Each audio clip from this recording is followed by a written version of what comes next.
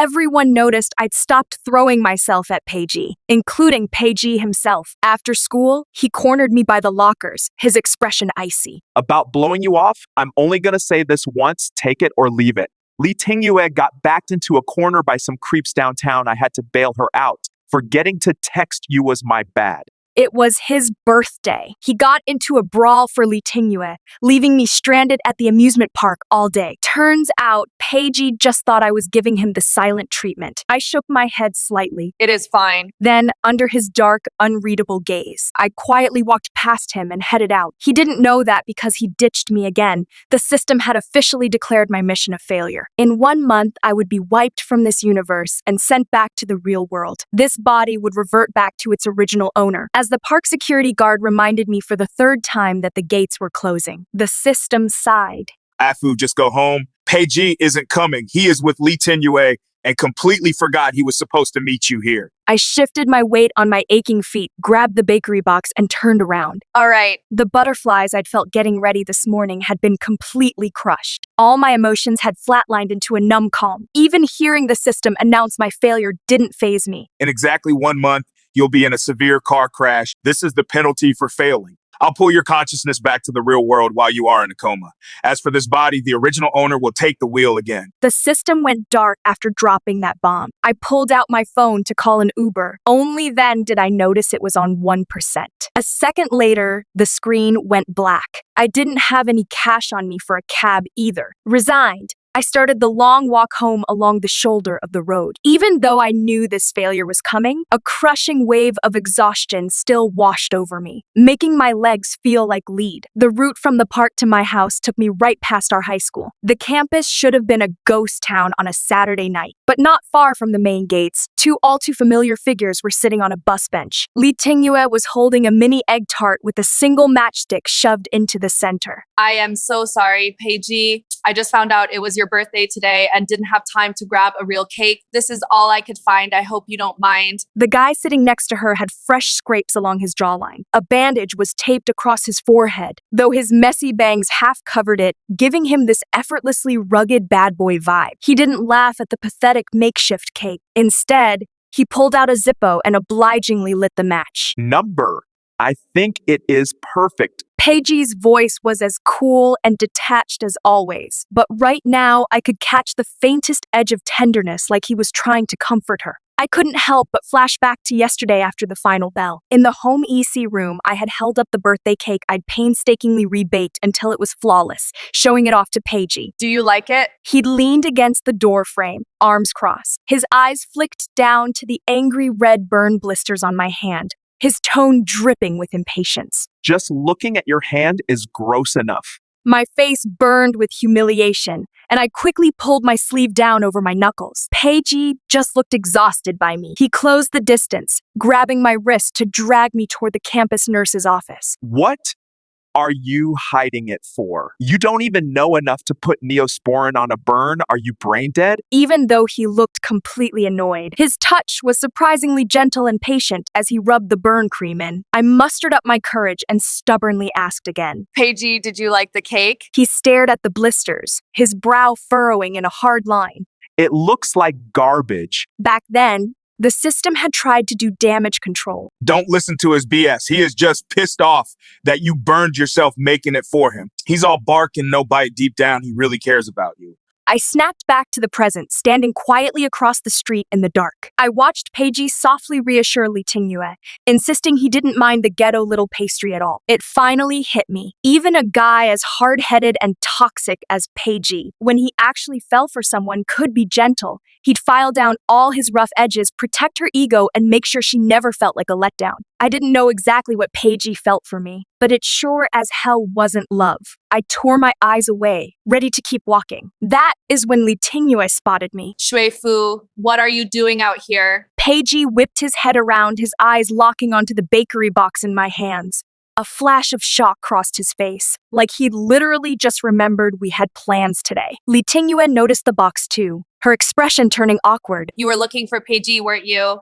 I heard you guys were supposed to hit the amusement park for his birthday today. I am so sorry you got stood up because of me. Her apology sounded totally half-assed. like she was completely used to Paigey ditching me for her on a regular basis. And me, well, I was the girl who never learned her lesson. At worst, I'd throw a pity party for a day or two before bouncing right back to following Paigey around like a lost puppy. I shook my head, brushing off her assumption. I was just passing by. Paigey stared a hole into me, his jaw tight. Li Tingyue gave me this sweet, pitying smile. She obviously thought I was just making excuses to save face. Too drained to argue, I watched her reach for the box. Well, you brought the cake anyway. She said. It is not too late to celebrate now. I dodged her hand and shook my head. It has gone bad. You can't eat it. I pressed my lips together and quietly excused myself. Look, it is getting late. I am just gonna head home. See ya. Li Tingyue froze. Normally, I would have jumped at any excuse to third wheel and stick close to Paigey. But now, I was actively giving them privacy. I made it a few steps down the sidewalk before I remembered something. Turning back around, I awkwardly addressed Li Tingyue. Hey, could I actually borrow $20?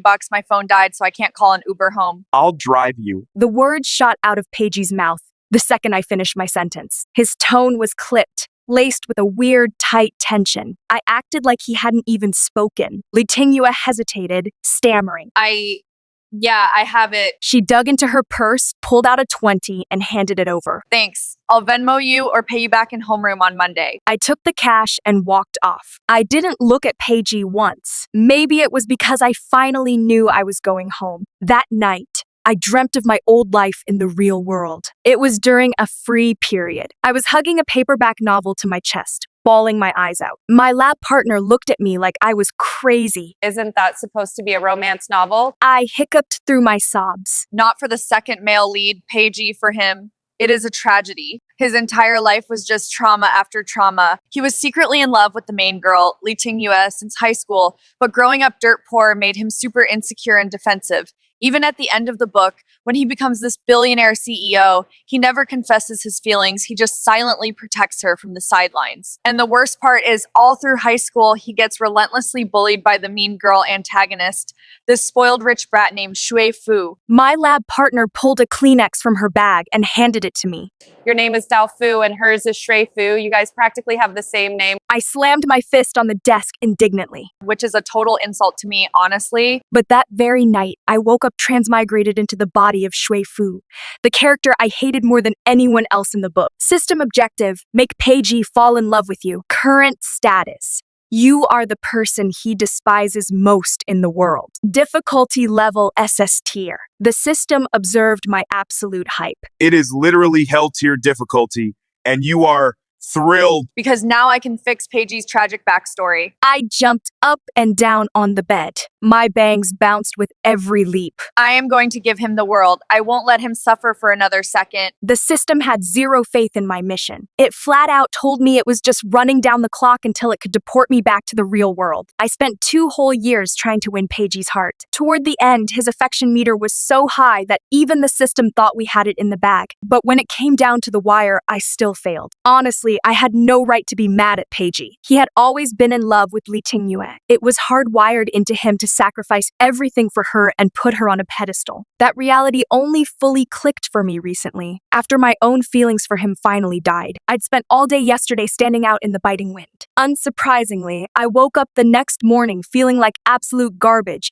nursing a massive head cold. Right after I downed some Dayquil, my phone buzzed. It was one of Paigey's boys. Yo, Afupe wants to do a makeup birthday thing for you today. We're heading to that theme park you guys were talking about. You down? Paigey had never given a crap about birthdays. I knew this was his awkward way of trying to make up for ditching me yesterday. My voice was totally stuffed up when I replied.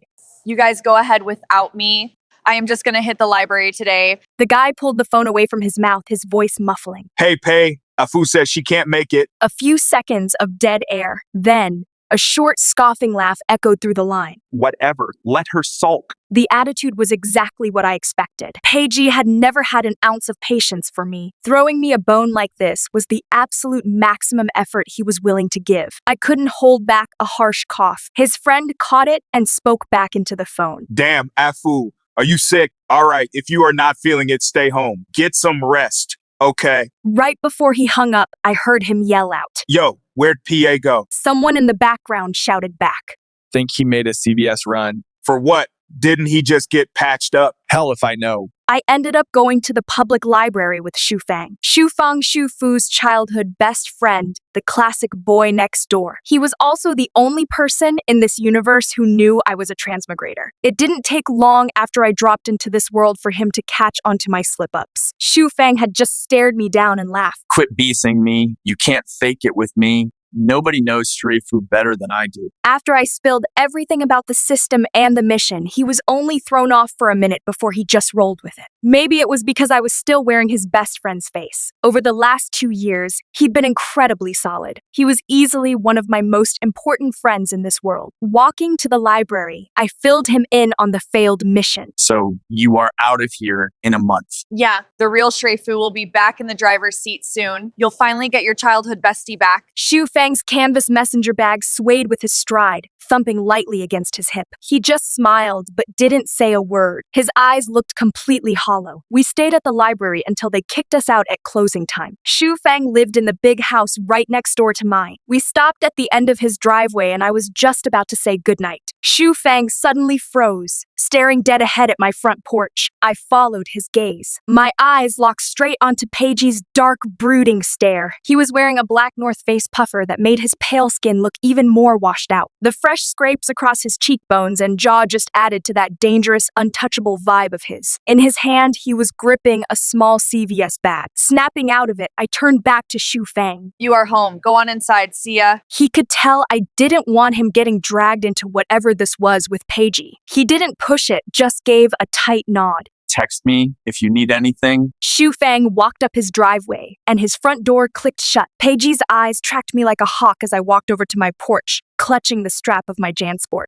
Did you need something? I asked. Instead of answering, he shot back. I thought you were sick. You seemed pretty damn energetic hanging out with him all day. Right on cue, a tickle hit the back of my throat, and I hacked out 2 harsh coughs. The sneer in Pagey's eyes melted away just a fraction. I sniffled. If that is all, I am going inside. He sidestepped, cutting off my path to the door. The sheer cold radiating off his jacket made me shiver. I couldn't even guess how long he'd been standing out in the freezing night air for his clothes to feel like ice. Why the hell are you running around town with him when you've got a fever? Pagey's expression was stone cold as he shoved the pharmacy bag into my chest. And about blowing you off yesterday. I am only going to explain this once. You can believe it or not, I don't care. He sucked at apologizing. His excuses were always clipped and defensive. Li Tingyue got jumped by some drunks downtown. I had to go get her. But I forgot to text you. Leaving you stranded out there was my bad. In my mind, Pagey was the kind of guy who thought explaining himself was beneath him. The fact that he actually tracked me down to clear the air was a shock. But honestly, that was it. I felt absolutely nothing else. I shoved the pharmacy bag back into his hands and looked him dead in the eye. Thanks, but I don't want it. I can buy my own NyQuil. I accept your apology for yesterday, too. Are we done here? I really just want to go to bed. Pagey's jaw tightened, his dark eyes boring into mine. It was like he was silently screaming, "What the hell is your problem?" When he didn't say anything else, I figured the conversation was over. I muttered a quick Night. and pushed past him,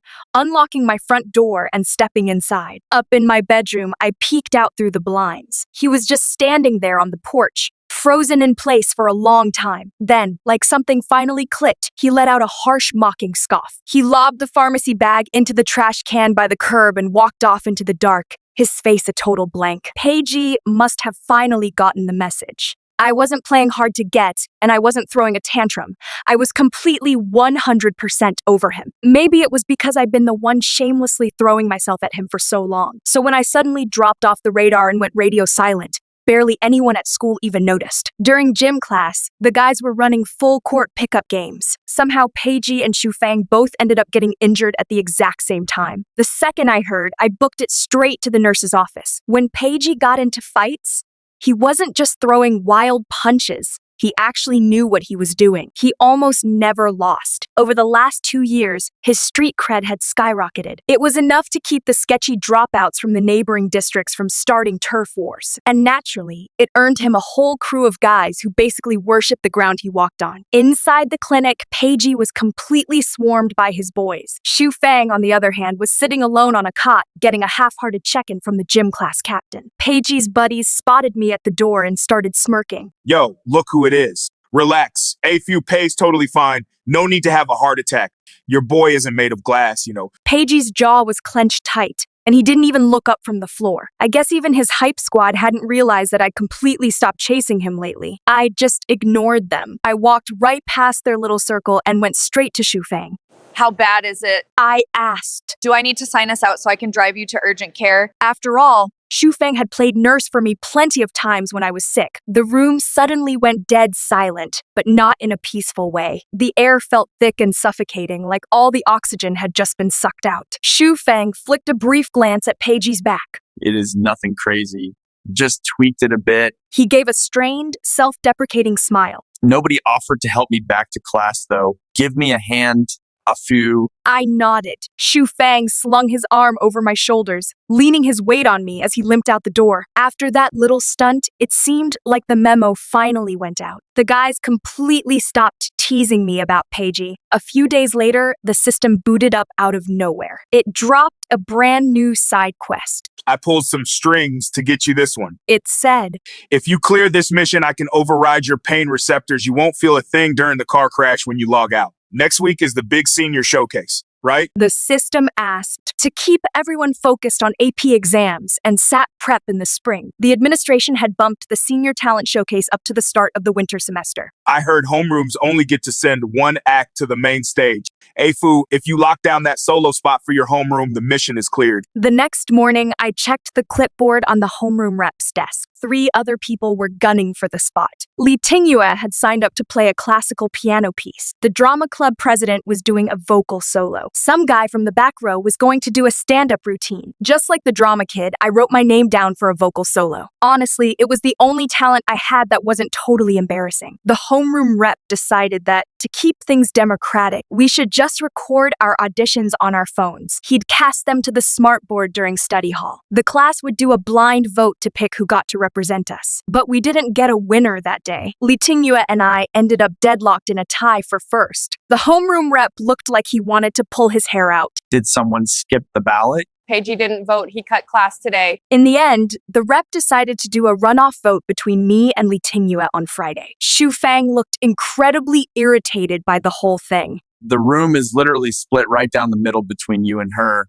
PG is the only tiebreaker left. But let's be real, what is the point? He is obviously going to vote for Li Tingyue. Shufang and I were sitting by the floor-to-ceiling windows at a boba shop. Outside, it was a massive, busy intersection. Cars were flying past at 50 miles an hour. Just watching the sheer force of the traffic made my stomach drop. It was a brutal reminder of the head-on collision waiting for me in a few weeks. If I said I wasn't terrified, I'd be lying. Gripping my warm boba cup like a lifeline, I muttered. I am gonna try. Try what?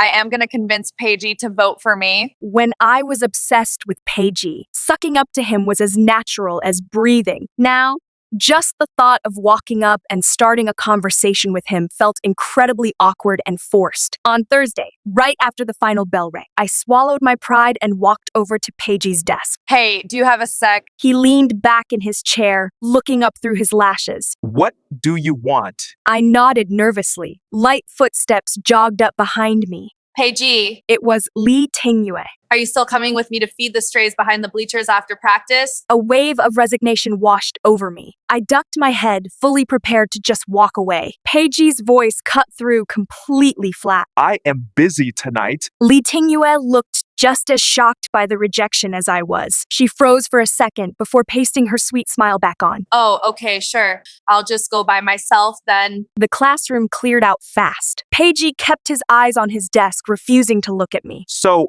what did you want? I quickly dug a tube of Neosporin out of my backpack. I noticed your face was still pretty scraped up, so I grabbed this for you. It was a painfully clumsy bribe. My ulterior motives couldn't have been more obvious if they were written in neon lights. I looked away and squeezed my eyes shut, bracing myself for the inevitable mocking insult. But Pagey's face stayed completely blank. He actually took the tube, rolling it over in his palm to read the label. Feeling a sudden surge of reckless courage, I pushed my luck. Do you want me to put it on for you? Pagey's only response was to silently hand the tube back to me. I dragged a chair over and sat down facing him. I squeezed a dab onto a Q-tip and carefully applied it to the angry scrape on his cheekbone. The empty classroom was dead silent, save for our hushed voices. Turn your head a little more toward the light. Is this spot scraped too? Yeah. It hasn't scabbed over yet. Is it gonna sting when I put this on? Number. Once I was done playing nurse, my brain scrambled for a smooth segue. I was trying to figure out how to casually pivot to the runoff vote. He just cut right to the chase. Spit it out. What do you want from me? Caught red-handed, my face flushed hot. After a long, awkward silence, I took a deep breath. I looked up and met his eyes. Could you vote for me in homeroom tomorrow? Getting that solo spot is really, really important to me. Since I'd never actually tried bribing someone before, I started stammering. Are you hungry? I could buy you lunch for a month. I was just about to offer to buy him a PS5 or a new gaming rig when Paigey cut me off. Shrey, Fu. He stared me down. After a heavy pause, his low, gravelly voice dropped almost to a whisper. If you want my vote, you have to answer one question. What is it? Are you into Shufang? I shook my head, totally thrown. We've literally just been friends since we were kids. What does that have to do with the vote? He didn't answer, but the icy hostility in his eyes visibly thawed. He stood up, grabbing his bag to leave. I bit my lip. So, are you gonna vote for me tomorrow? Paigey rolled his shoulders, slinging his backpack over one shoulder. He casually sauntered toward the door. Yeah. The next morning before the bell, my desk partner looked at me like I was insane. Why are you in such a good mood? You look like you are about to float away. I just smiled, my eyes crinkling, but didn't say anything. I was finally going to go home without feeling my body get crushed. The bell rang. The homeroom rep walked up to the whiteboard and started tallying the anonymous slips of paper. Oh, right. Before I count these, I just need to make sure, Paigey, did you actually drop a ballot in the box today? I turned around in my seat to look at him, a massive, relieved smile plastered across my face. He met my eyes for a split second before sharply looking away. I voted. A sudden, icy knot of dread formed in my stomach. The rep opened the slips and tallied them on the board, one by one. Every second dragged by like absolute torture. All right, that is the last one. Tally's done. Li Tingyue wins it by a single vote. Li Tingyue's face lit up with a glowing smile. Thank you guys so much for supporting me. The rep nodded. I'll submit your name to the student council office right after period 1. My grip went slack. My mechanical pencil rolled off the edge of my desk and hit the linoleum floor. The sharp clack made half the room turn and look at me. In the dead quiet, someone in the back snorted with laughter. Bro, are you kidding me? Look at her face. Did she actually think she was going to win? Wasn't it painfully obvious PG was going to vote for Li Tingyue? It has been 2 years of this. How delusional do you have to be to think you rank higher than Li Tingyue, right? It is honestly embarrassing. Before the guy could even finish, a heavy textbook slammed down onto his desk. Shufang was standing over him, wearing a terrifyingly polite smile. You want to say that a little louder? I just sat there, staring blankly at my empty hands. The whispering and mocking felt like it was coming from underwater, echoing, pounding against my eardrums over and over again. Finally, the system's resigned, metallic sigh echoed in my head. AFU. You failed again. Shufang found me hiding behind the bleachers in the gym. It had been half an hour since the final bell rang. He crouched down in front of me, looking completely helpless. Afu. I pulled my knees to my chest, staring at the polished hardwood floor. Shufang. I read on Reddit that if a car hits you hard enough, your brain shuts off before the pain receptors can even process it. Do you think that is actually true? Shufang's jaw clenched so hard a muscle feathered in his cheek. That piece of trash, Paigey. The next second, the piece of trash in question walked right into my line of sight. Shufang shot up, getting right in his face. You've got some nerve showing up here. One of Paigey's boys shoved his way between them. Yo, back off. You don't even know the whole story. He looked down at me, scowling. Right before homeroom, Li Tingyue came crying to Paige. She said her parents' divorce just finalized and her mom is moving to Europe for good next month. She just wanted her mom to see her play on stage one last time before she leaves the country. That is why Pei flipped his vote at the last second. The guy looked at me like I was being totally unreasonable. Come on, Afu, do you really need to be petty and fight Li Tingyue over a stupid talent show? Shufang gritted his teeth. You guys don't know shit. You have zero idea what this meant to her. I stood up, grabbing Shufang's arm before he could swing at them. Let's just go. I want to go home. Paigey called out to me, his voice low and gravelly. Why was that spot such a big deal. He took a step closer, looking down at me with this intense, searching look. If you really want to sing that badly, I can pull some strings with the student council. I can get them to write in a wildcard slot for you to represent the council. He paused, his tone dropping into something almost soft. How about that? His eyes darted across my face, like he could feel something slipping through his fingers, and it was making him panic. Shu Fang shoved him back, hard. Stay the hell away from her. Screw the student council. Even if you bought out the entire showcase for her right now, it wouldn't change a damn thing. I don't know how she ever wasted her time on a loser like you. He grabbed my wrist. Come on, Afu. We're leaving. It wasn't until we pushed through the gym doors and I was finally out of PG's sight that I could actually breathe again. The car crash was probably going to be agonizing. Or maybe I really would black out before the pain hit. In that moment, I just let all of it go. It didn't matter anymore, as long as I got to go home, back to a reality where Peiji didn't exist. Before logging off to finalize my failure, the system asked me one last question. Hey, Fu, when you wake up in your original world, do you want to forget this place? I can wipe your memory drive completely. Time in your reality has been paused since the second you got here. If you choose the wipe, you'll just wake up in your own bed feeling like you had a weird, hazy dream. You'll get up, eat breakfast, and go to first period like nothing ever happened. My bedroom was dead silent. The system didn't rush me. It knew this was a massive choice. After staring at the ceiling for a long time, I heard my own voice say, Do it. the senior showcase was right around the corner. Li Tingyue was practicing like crazy. During passing periods, you could catch her drumming her fingers on her desk like a keyboard, humming her sheet music under her breath. During lunch, she went to the bathroom and changed into the new dress she bought for the show. Is this way too extra for a high school stage? No way. It is gorgeous. You think? She skipped over to Peiji's desk, doing a little twirl and holding out the skirt. What do you think? Peiji, do you like it? Shu Fang, paranoid that I was about to have a mental breakdown, came over to my desk. Hey, you want to go grab some air out in the courtyard? I looked up from my practice test, seeing the total panic in his eyes. I am fine. I tapped the packet with my highlighter. I am just grinding out these AP Lit Prep questions. The AP exams were in 2 weeks, just a few days after my scheduled death date. The system had explained that I was a unique case of consciousness transfer, not a physical one, which meant that even though I was literally about to die and log out, I still had to go to class, do my homework, and act totally normal. I couldn't leave the original Shreifu's GPA in the gutter when she woke back up. But when my APLIT teacher pulled me aside to say Peiji had also made the state finals, and that she wanted us both in her classroom during 0 period lunch and after school study hall to run drills together, I finally snapped. Mrs. Davis, is there any way I can just drop out of the competition? Peiji, who was leaning against the whiteboards next to me, slowly curled his hand into a tight fist. Under the harsh, buzzing, fluorescent lights, his dark eyelashes fluttered and he looked almost sickly pale. He looked completely drained, radiating this heavy, suffocating wave of pure depression. Without even asking why, Mrs. Davis shot me down immediately. Absolutely not. This tournament is a massive deal for the school's funding.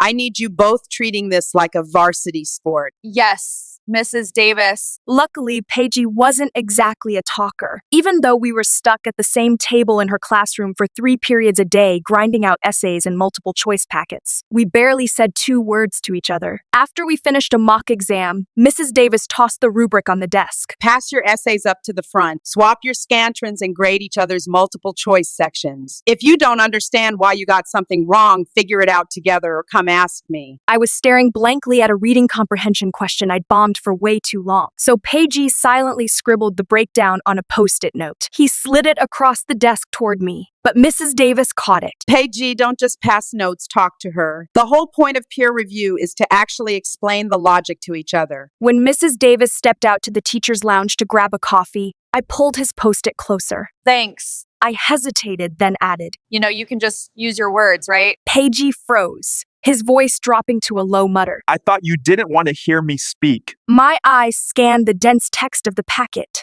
Without looking up, I gave a stiff nod. Yeah, but Davis literally just told us to talk it out. The tip of his ballpoint pen hovered over his packet, lingering there for a long, heavy second. A dark blot of black ink slowly bled into the page. The closer we got to the state finals, the later Mrs. Davis kept us after school running drills. Sometimes we were stuck there an extra hour, That Friday, she kept us trapped for almost an hour and a half past the final bell. The campus was basically a ghost town. I shook my head, trying to clear the scrambled Shakespeare quotes out of my brain, and walked faster down the empty hallway. Suddenly, a muffled groan echoed from behind me. I stopped and looked back. Pagey was doubled over, clutching his stomach with one hand and bracing himself against the lockers with the other.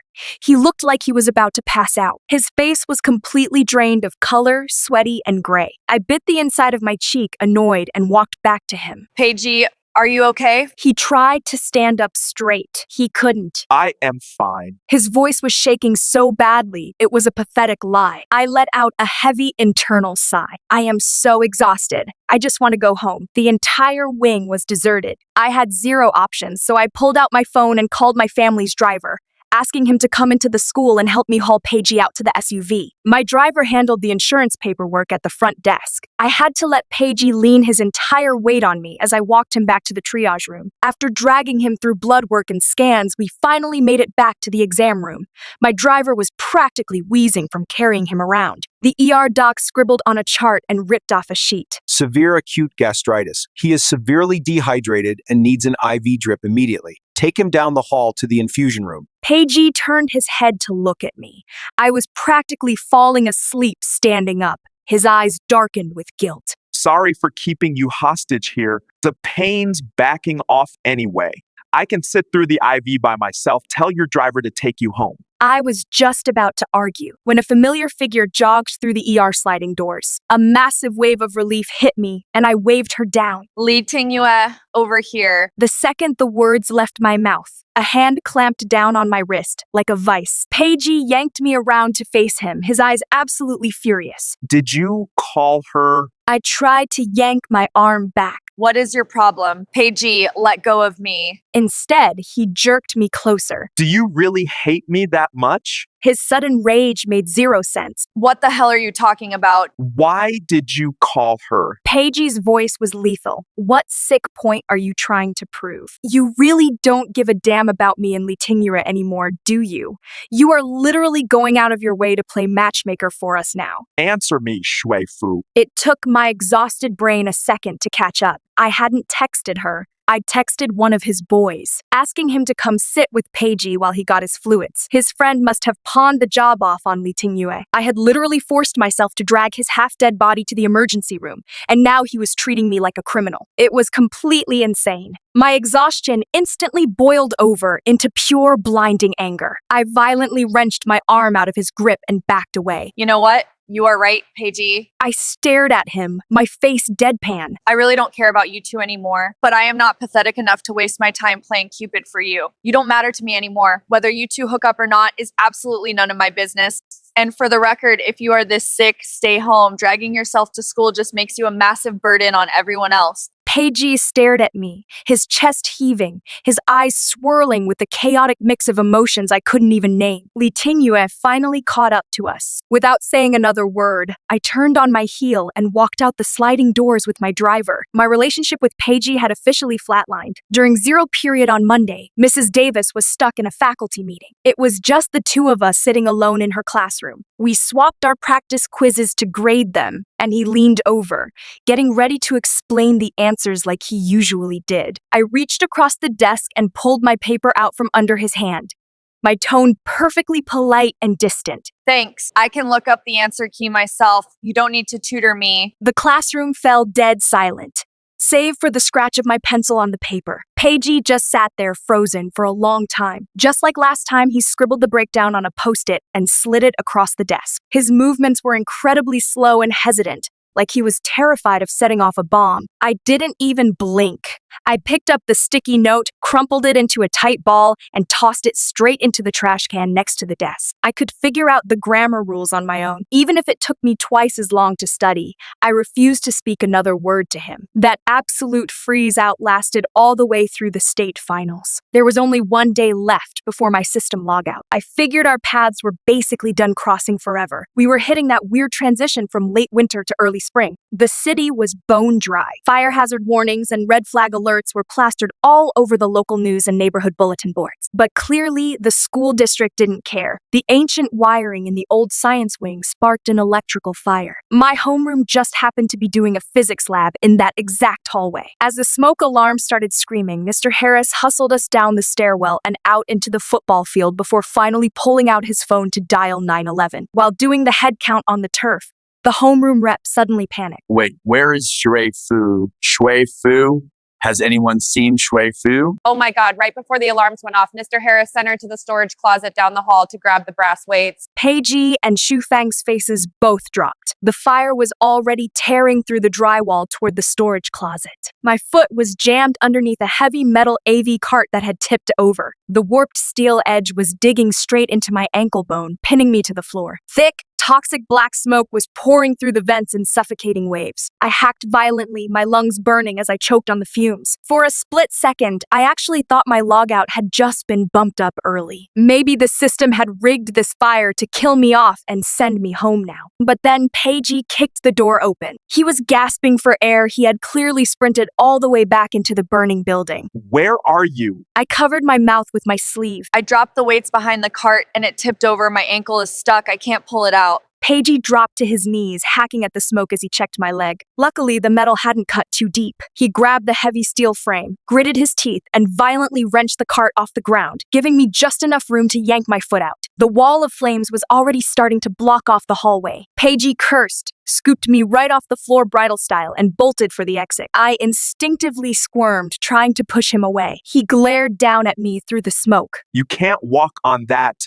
I know you hate my guts, but you are just going to have to deal with it for 2 minutes. I buried my face in his shoulder, my cheeks burning beneath the soot. Thank you. Peiji's jaw locked tight as he sprinted us out of the science wing and burst through the double doors into the fresh air. He carefully set me down on the grass. Shu Fang came sprinting out of a side exit a second later. I hobbled over to him, favoring my bad ankle. Are you hurt?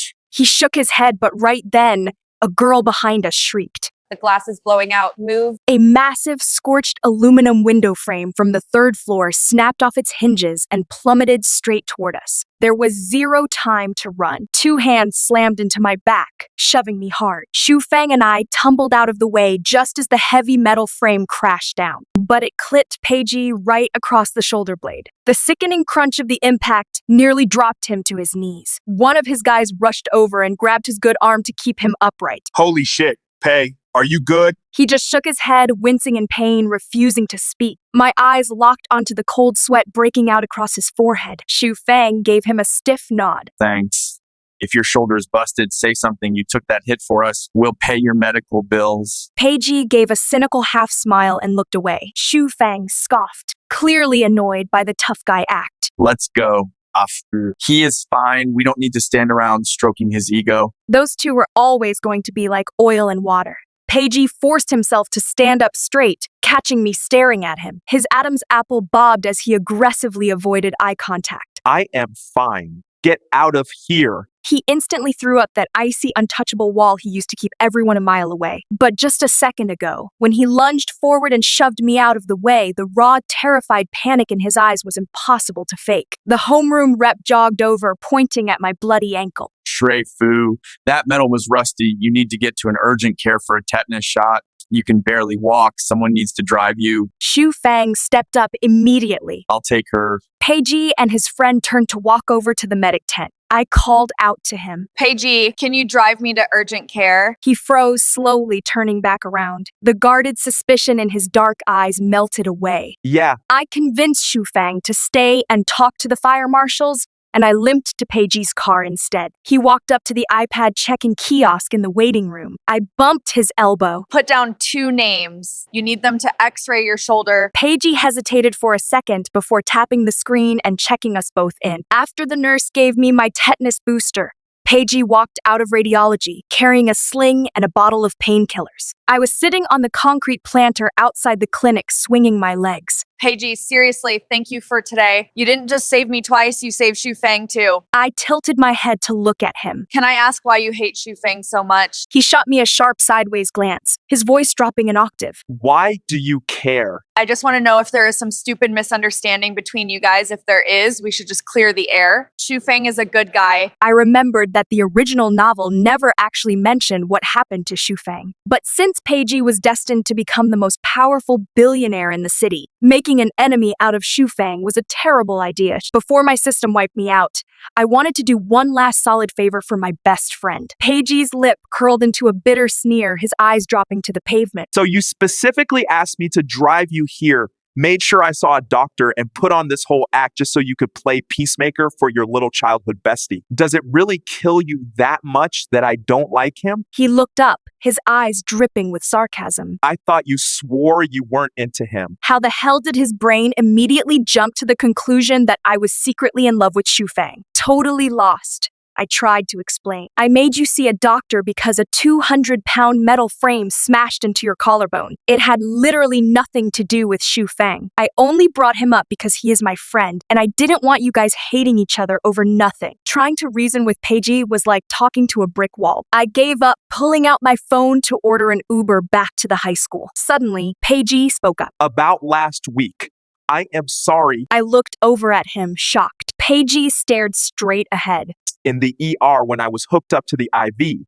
I thought you were trying to play matchmaker and force me and Li Tingyue together. I panicked and I took it out on you. The sidewalk outside the clinic was completely dead. It was so quiet I could hear the ragged catch in Peiji's breathing before he spoke again. He was nowhere near as calm as he was trying to look. Shui Fu, I don't have feelings for Li Tingyue. I never did. Peiji explained that he and Li Tingyue had gone to the same middle school. Back in 7th grade, before he hit his growth spurt and learned how to throw a punch, he got jumped by some older kids.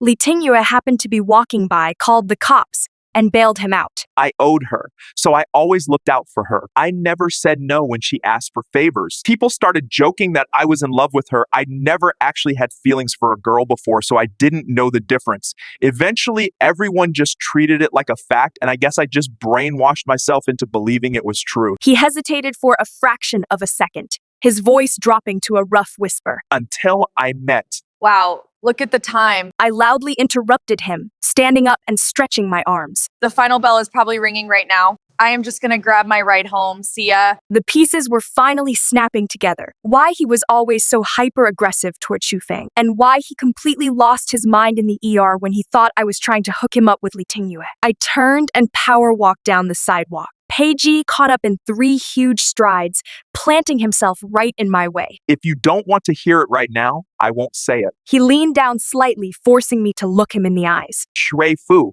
I know I am basically dead to you at this point. I was a toxic piece of garbage and I hurt you over and over again. And that is why you finally walked away. I just stared at my beat-up Converse, feeling absolutely nothing. Why did it always have to be like this? Right after the system slapped me with the game over, he magically offered to pull strings and get me on the talent show stage. Right as I was literally hours away from being deleted from this universe, he suddenly decided I was the love of his life. Peiji's entire concept of love was just as warped and messed up as he was. He dropped his voice, using that rare velvet tone he usually saved for comforting people.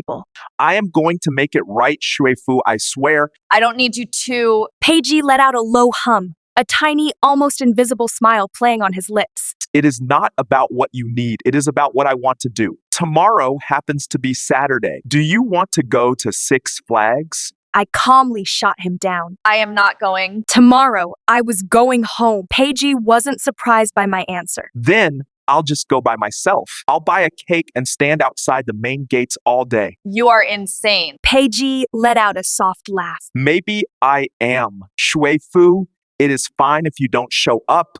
I just need to know what it felt like for you that day. I didn't let his words get to me. To me, he truly didn't matter anymore. For some reason, the closer I got to my logout time, the more at peace I felt. I was so calm that on my final night, I slept like a rock. The next morning, the Mia system finally booted back up. Tao Fu, I am sending you home. It called me by my real name. I walked out the front door just like any other day. After saying goodbye to Shufang, the only person in this universe who knew my real identity, I slung my canvas tote over my shoulder and headed out. It didn't feel any different from a normal weekend. I was just heading to the library to study, planning to stay until they closed. My footsteps felt incredibly light, like I was walking on air. It wasn't until the system announced that the countdown hit 0 that I finally stopped walking, to say goodbye to this fever dream that had lasted 2 long years. Bye. I am going home now. Extra chapter, 11 a.m. Peiji had been standing outside the Six Flags entrance gates for 4 hours. He knew with almost absolute certainty that Shuifu wasn't going to show, so he hadn't let himself get his hopes up from the start. But his heart still sank like a stone. Crowds of teenagers and families swarmed past him. Every now and then,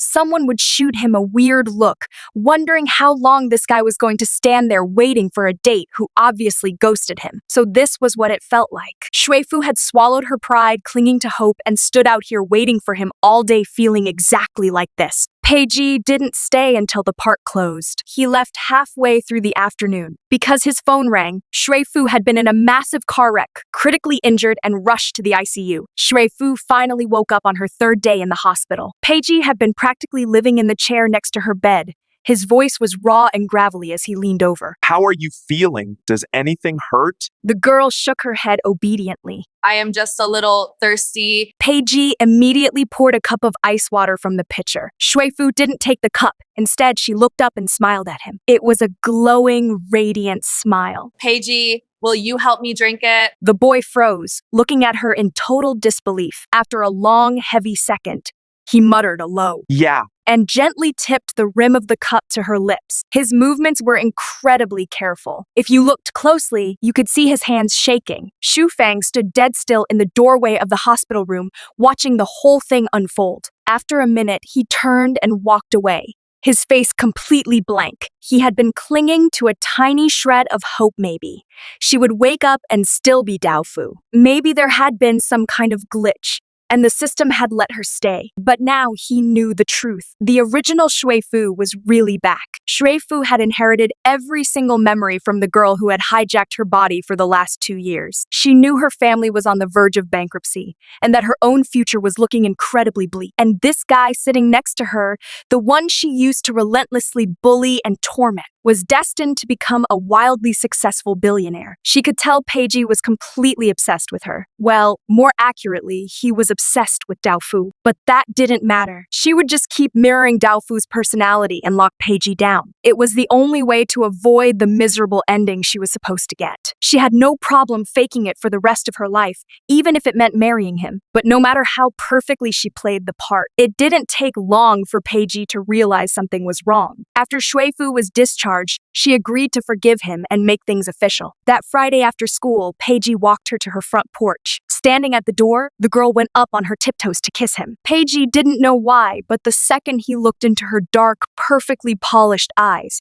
his body instinctively flinched back. Shufang, who just happened to be walking up his driveway next door, let out a harsh scoff and walked inside without a word. Peiji stared after him, his mind racing. Shuifu tugged on his sleeve. What is wrong? Peiji snapped out of it and gave her hand a stiff squeeze. Nothing. Go inside, Fu. It is getting late. Shuifu's eyes flashed with cold annoyance, but she kept her sweet smile plastered on and agreed. This idiot was so high maintenance. Peiji had never believed in ghosts, gods, or anything that couldn't be proven by science. But he couldn't ignore what was right in front of him. The girl standing there looked exactly the same, and she even copied the exact same mannerisms. But just being near her made his skin crawl with this deep, inexplicable wrongness. And then there was Shufang's reaction. Hadn't that guy always been in love with Shuifu? So why had he completely ghosted her lately? Even when the rumors spread that they were officially dating, Shufang hadn't even blinked. Running purely on gut instinct, Peiji sprinted after Shufang and caught him on his porch. Wait! Shufang turned around. What do you want? Even though the words sounded completely psychotic, he asked them anyway. Where is Shui Fu? And I mean the real Shui Fu. Shufang's face completely dropped. The system had not accounted for this glitch. The NPC had somehow become self-aware, and now it was actively communicating with him. I don't care what it costs, I have to see her. The system honestly couldn't believe it was dealing with an idiot of this magnitude. Dao Fu had thrown herself at him for 2 straight years, and he treated her like garbage. Now she was gone, her memory completely wiped, and he was suddenly ready to sacrifice his entire existence just to find her. It stayed silent for a long time before its metallic voice echoed in his head. Fine.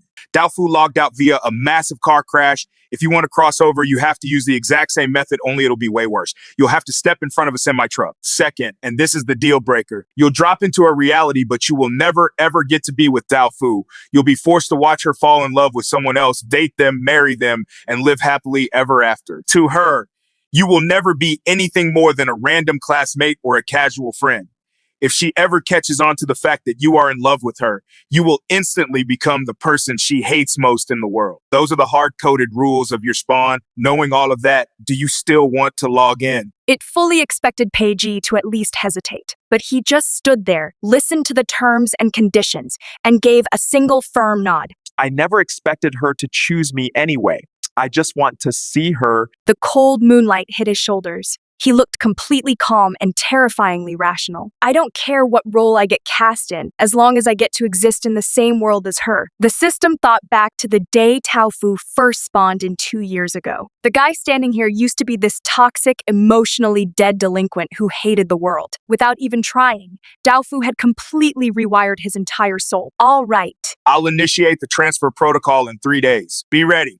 I am warning you right now, once you cross over, there is no coming back. I know. Her desk partner thought Dao Fu was having the wildest mood swings. Dao Fu, you are so flaky. Literally last week you were obsessing over how much you loved Peiji, and today I went out of my way to buy you the special signed hardcover. Why do you suddenly hate him now? It hasn't even been a full week. Dao Fu looked a little sheepish, taking the heavy book and smiling. Honestly, I have no idea. I just woke up and realized I am completely over him, but I still really appreciate the signed edition. Thank you so much. Right then, the warning bell for first period rang. Someone in the front row leaned back. Yo, we're getting a new transfer student. I just saw him getting his schedule at the front office. Guy or girl?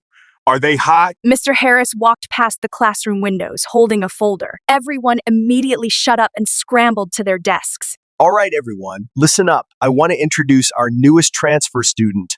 Oh my god, he is gorgeous. Look, Afu. Dao Fu was flipping through the hardcover novel. She was right on the page where Peiji made his first appearance. Before she could look down, a hand gently tilted her chin up. A breeze drafted through the open window. The messy bangs falling across the boy's forehead blew back slightly, making his sharp, rugged features look even more striking. He looked right at her and introduced himself. My name is Peiji.